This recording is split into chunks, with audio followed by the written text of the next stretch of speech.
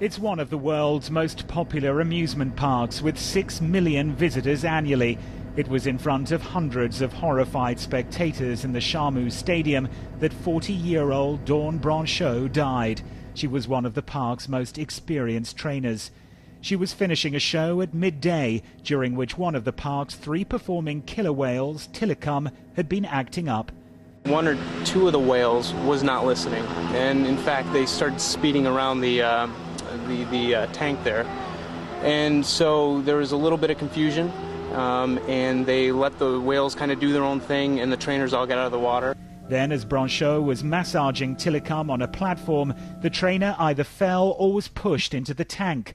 She was standing on the rocks right above the viewing area. He jumped out, he took off, and then he came back, he jumped off, grabbed her, started thrashing around, and then her shoe fell off. I mean, he was thrashing her around pretty good.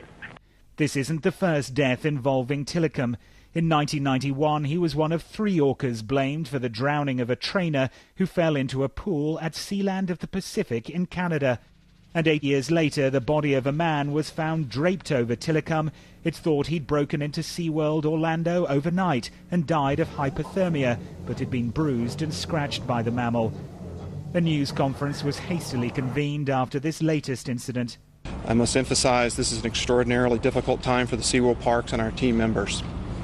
Nothing is more important than the safety of our employees, guests, and in the animals entrusted to our care. We have never in the history of our parks experienced an incident like this, and all of our standard operating procedures will come under review as part of this investigation.